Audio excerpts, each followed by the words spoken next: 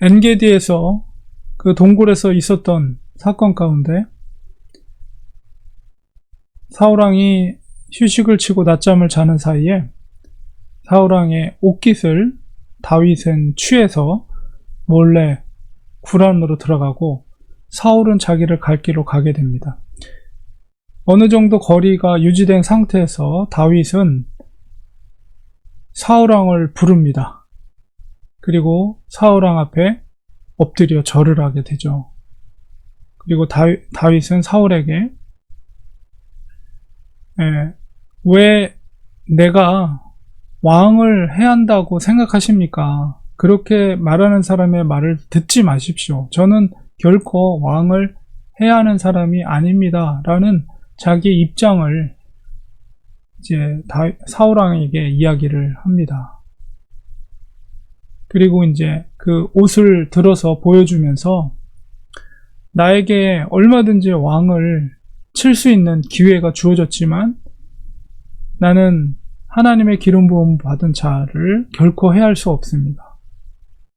두려워하는 마음으로 단지 옷만 이렇게 잘라서 왕에게 보여줍니다. 이렇게 하면서 다윗은 자기의 악의가 없음을, 자기가 결코 사울왕을 해하려고 하는 자가 아니라는 것을 분명하게 어필을 합니다.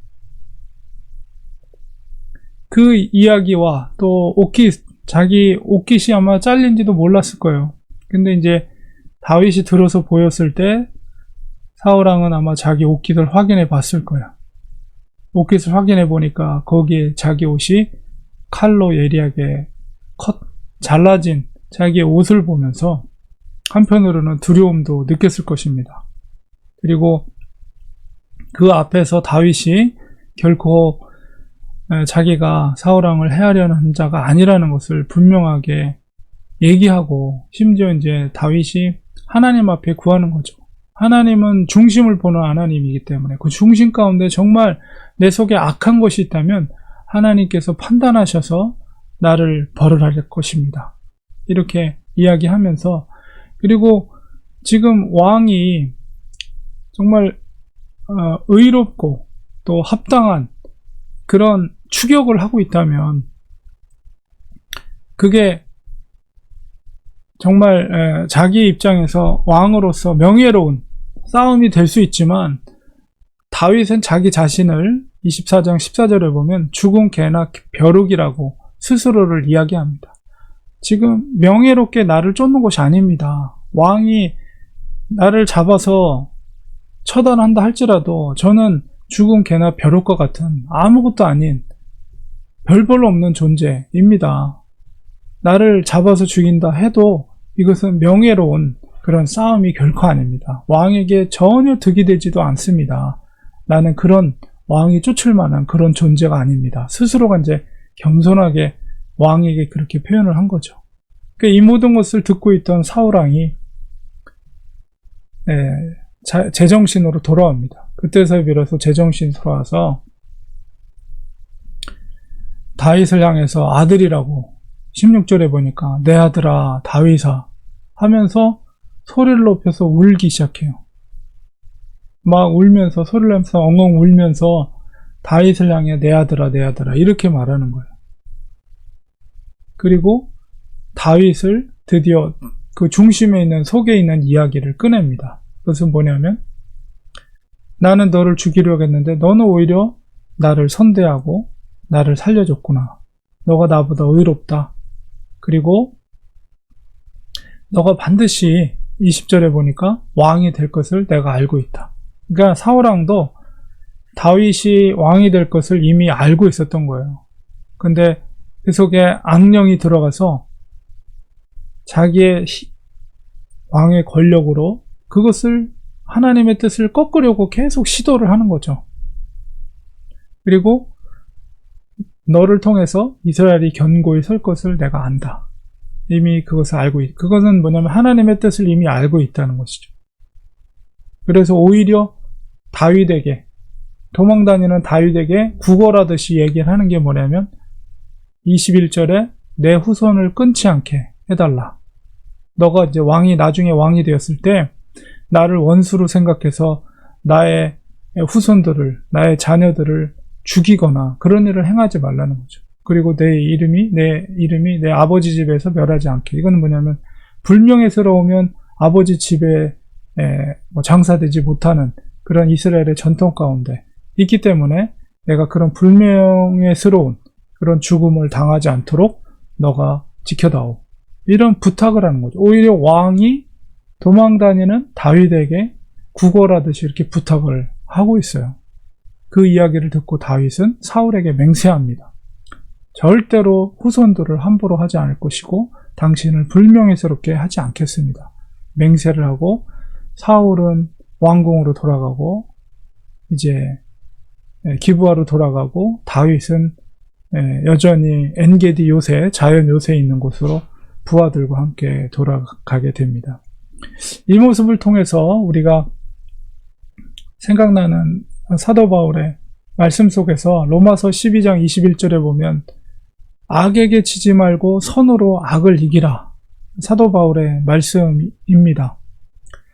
다윗은 끝까지 자기의 선을 주장하고 절대 교만하지 않았습니다. 자기가 아무리 기름 부음을 받았다 할지라도 교만하지 않고 겸손하게 그 사울왕을 주인으로 섬기고 끝까지 그를 높이는, 존중해주는 그런 모습을 보였어요. 결코 그가 사울을 죽일 수 있는 기회가 주어졌음에도 그렇게 행하지 않았습니다. 그러니까 다윗은 겸손함과 선을 지킨 그런 모습을 보게 됩니다. 겸손과 선을 가지고 있다는 것을 그의 말과 행동을 통해서 알 수가 있는 것이죠. 바로 이것이 선으로 악을 이기는 것입니다. 결국 그가 끝까지 인내하며 선의 자리에, 겸손의 자리에 있을 때 그의 정적이고 원수라고 여겨졌던 사울이 오히려 자기의 잘못을 시인하고 오히려 다윗을 왕으로 인정해줬을 뿐만 아니라 그에게 부탁을 하잖아요.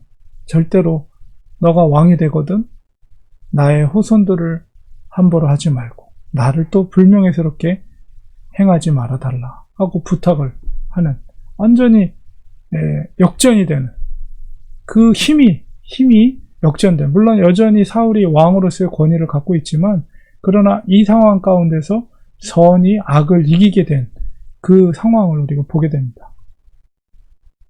물론 사울이 여기서 진정한 회개를 했다고 볼 수는 없어요. 왜냐하면 나중에 또 다윗을 죽이려고 쫓아오거든요. 그 속에 악령이 임할 때 그 제정신이 아닌 거죠. 그 속에 있는 욕망, 권력에 대한 욕망, 그리고 그 시기와 이기심, 그리고 그를 죽이고자 하는 악한 마음, 살인의 행위, 이런 것들이 계속 꿈틀꿈틀거립니다. 그러나 이 상황에서는 선이 그를 다스린 거예요. 그래서 지금 진정한 회개는 아니더라도 어쨌든 자기의 잘못을 시인하고 다윗을 인정해주는 모습을 사울왕이 보이고 있는 것을 우리가 볼 수가 있습니다. 그리스도인의 삶이라는 것은 바로 다윗의 이런 모습을 우리는 본받아야 합니다. 비록 다윗이 고백처럼 사실 사울왕의 입장에서는 모든 것을 가지고 있는 사람이에요. 다윗은 사실은 쫓기는 사람이고 불완전한 사람이고 누가 그를 도와주겠어요? 하나님밖에 없죠. 그런 상황 속에서 그는 끝까지 선으로서 악을 이기는 태도를 가진 것입니다.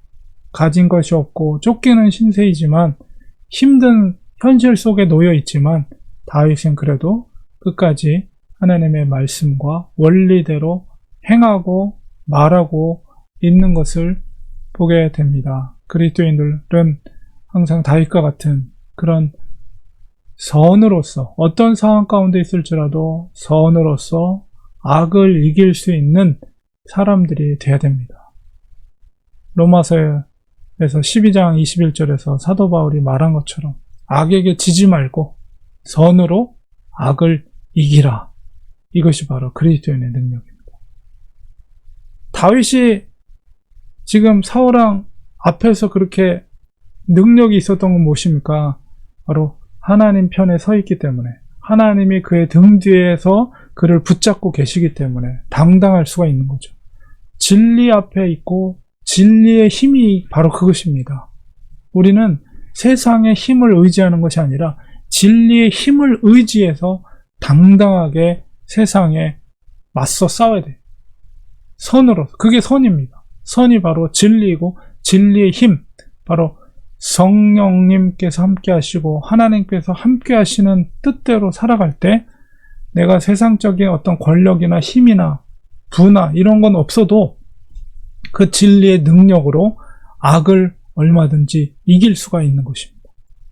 악에게 지지 말고 선으로 악을 이기시는 우리 사랑하는 성도들 되시기를 간절히 축원드립니다. 기도하겠습니다. 하나님, 우리가 가진 것이 무엇입니까? 그것은 진리입니다. 진리 가운데 서 있을 때 하나님은 그 진리 가운데 서 있는 사람과 함께 하십니다. 그리고 그의 손을 붙잡아 주십니다. 그의 등 뒤에서 그를 붙잡아 주십니다. 그래서 능력 있게 악의 세력들, 세상의 강력한 악의 세력들을 이길 수 있는 그런 힘을 하나님께서 공급해 주심을 믿습니다. 하나님, 이 말씀을 의지해서 악에게 지지 말고 선으로 악을 이길 수 있는 능력 있는 그리스도인이 되게 도와주시옵소서. 예수님의 이름으로 기도드리옵나이다. 아멘.